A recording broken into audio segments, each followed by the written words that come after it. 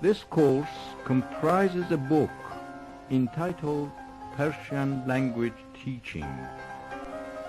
In Persian, آموزش زبان فارسی. درس 21. نقل قول. غذایم را خوردم. نقل قول مستقیم. علی گفت غذایم را خوردم.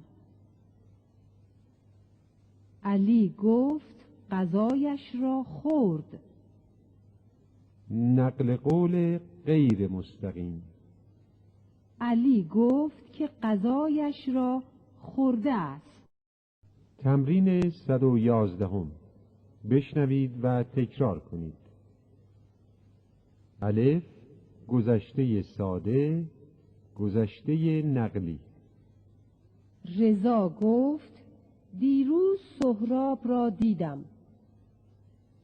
او گفت دیروز سهراب را دید. او گفت که دیروز سهراب را دیده است.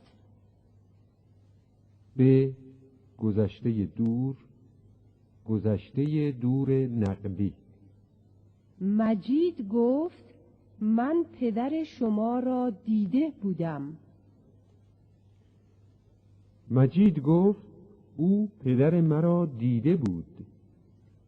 مجید گفت که او پدر مرا دیده بوده است. پ، گذشته استمراری، گذشته استمراری نقلی.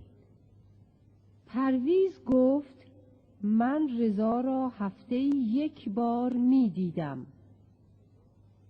او گفت رضا را هفته یک بار می دید.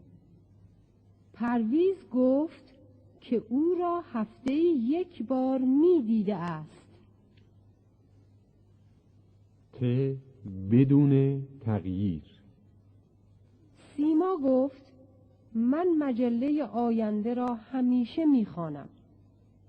سیما گفت که مجله آینده را همیشه می‌خواند.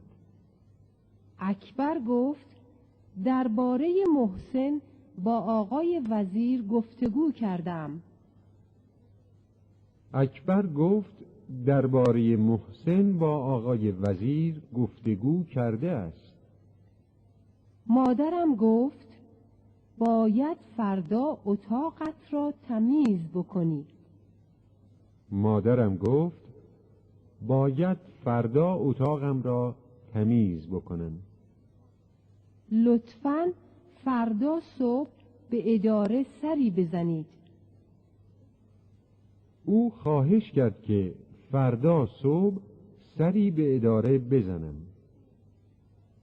فردا ممکن است باران بیاید.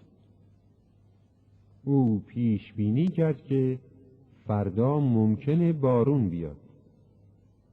او پیش بینی کرد که فردا ممکن است باران بیاید.